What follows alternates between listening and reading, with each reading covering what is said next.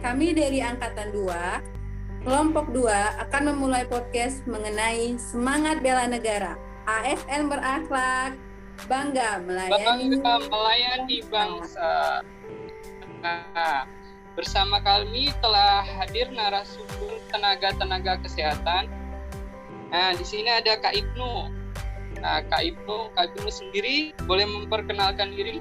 Nama saya Ibnu Iqbal, CPNS dari RSUP Persahabatan. Nah, yang kedua nih ada Kak Paramita. Kak Paramita boleh memperkenalkan diri? Nama saya Paramita Indra Putri, saya dari instansi RSD Dr. Haji Marzuki di Bogor. Nah, selanjutnya ada Kak Silvana. Kak Silvana, jadi boleh memperkenalkan diri?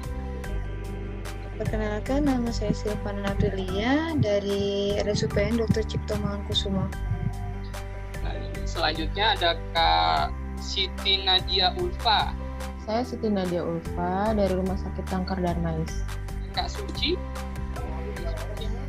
Saya Suci Nurita Sari dari RSUPN Dr. Cipto Mangunkusumo. Kak Lisnia. Halo, perkenalkan, nama saya Lisnia Dwi Saraningrum, saya dari RSJ Dr. Suharto Herjan. Kak Melinda. Halo, saya Melinda Arsanti Putri dari RSUP Dr. Cipto Mangunkusumo. Ada Kak Ihsan.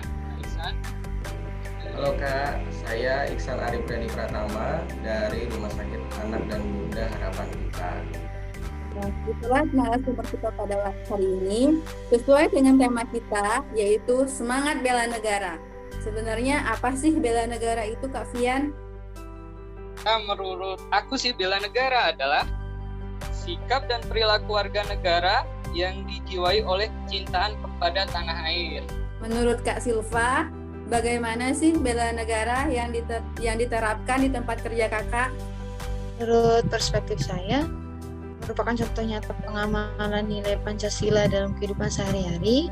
Hal ini bisa dilihat dengan adanya berbagai suku, ras, dan agama di lingkungan kerja, di mana kami semua ini membangun sinergi dan kerjasama yang baik. Ini wujud nyata tidak adanya diskriminasi, baik saat rekrutmen maupun saat pelaksanaan tugas kedinasan sehari-hari. Ini juga mewujudkan adanya kesetaraan sesuai dengan pengamalan sila kedua, yaitu kemanusiaan yang adil dan beradab. Nah, ternyata bela negara bisa diterapkan di mana saja ya.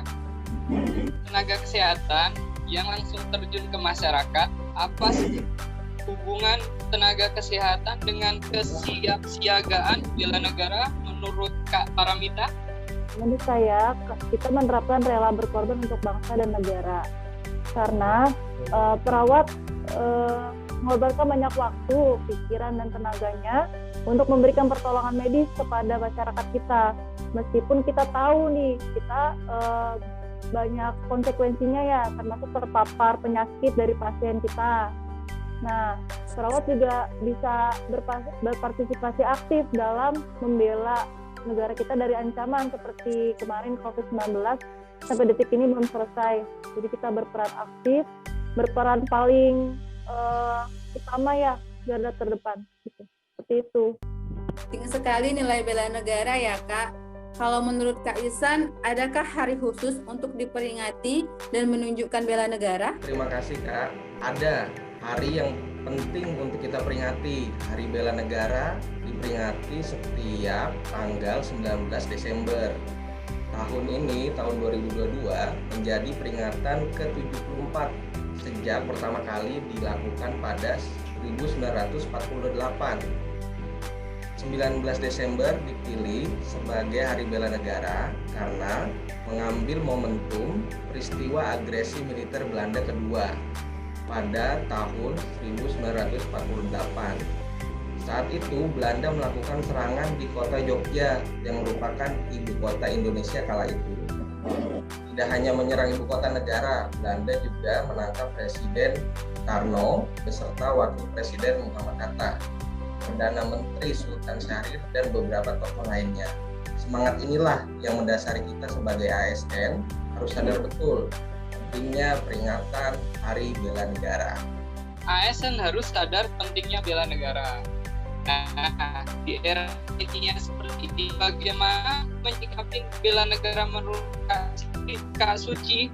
Menurut saya, kita itu harus meningkatkan dan memberikan pemahaman kepada anak-anak zaman milenial ya, anak zaman sekarang, dari segi teknologinya, seperti tidak boleh menggunakan berita yang belum jelas kebenarannya atau sumbernya.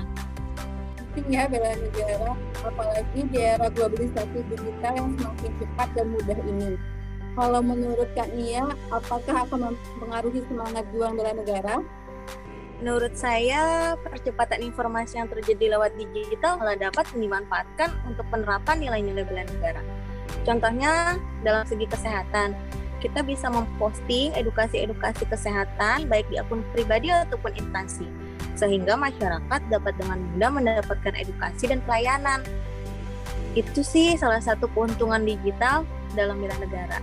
Kita memang harus meningkatkan pengetahuan dan wawasan kita. Kalau menurut Kak Ulfa, apa saja yang dapat diterapkan oleh kita sebagai warga negara? Baik, terima kasih Kak Alfian. Jadi, upaya bela negara itu harus tumbuh dari dalam diri sendiri ya, berdasarkan kerelaan demi bangsa dan negara. Beberapa hal sederhana yang dapat memperkuat upaya bela negara dan dapat kita terapkan dalam kehidupan sehari-hari, contohnya dari hal kecil nih, misal menjaga kebersihan dan kelestarian lingkungan, menggunakan bahasa Indonesia yang baik dan benar, bergaul dengan siapa saja tanpa membedakan suku, agama, dan ras, mencintai produk-produk dalam negeri yang sebenarnya kualitasnya itu gak kalah dengan produk luar. Kemudian mendukung usaha mikro kecil dan menengah dengan berbelanja di warung tetangga contohnya. Menghindari sikap individualis dan apatis, menjaga ketertiban serta keamanan dimanapun kita berada. Setelah kita berupaya untuk membela negara, menurut Kak Melinda, bagaimana sih cara kita membentuk sikap bela negara yang positif? Baik, terima kasih Kak Ariana. Menurut saya, menjaga kesehatan dengan cara menjaga kesehatan jasmani, mental, dan spiritual yang merupakan langkah awal untuk mengelola emosi positif agar bisa mewujudkan nilai-nilai bela negara dengan baik di kehidupan sehari-hari. Kesadaran bela negara memang sangat diperlukan. Menurut Kak Ibnu, mengapa kesadaran bela negara sangat diperlukan dalam mempertahankan eksistensi suatu negara? Baik, terima kasih Kavian. Nilai bela negara sangat penting untuk ditanamkan kepada seluruh warga Indonesia. Sebagai upaya memperkuat hubungan sekaligus untuk membangun pertahanan bangsa dalam menghadapi ancaman, guna mewujudkan ketahanan Indonesia yang tangguh. Seperti contohnya yaitu mendukung dan melestarikan budaya Indonesia. Karena dalam beberapa kasus yang kita tahu, budaya tradisional Indonesia ada beberapa yang diklaim oleh negara tetangga. Misal contoh satu lagi di lingkungan kerja, kita lebih menanamkan budaya 5S karena orang Indonesia terkenal dengan keramahan, sopan, dan santun. Mungkin itu aja Kak Fit. Nah teman-teman, itu dari tadi jawaban narasumber kita tentang bela negara. Jadi, bela negara itu bisa dimulai dari diri kita. Mulai dari hal kecil dan mulai dari saat ini. Ayo kita menjadi ASN berakhlak. Nah, sekian dari kami Angkatan 2 Kelompok 2. Wassalamualaikum warahmatullahi wabarakatuh. Waalaikumsalam Waalaikumsalam warahmatullahi wabarakatuh.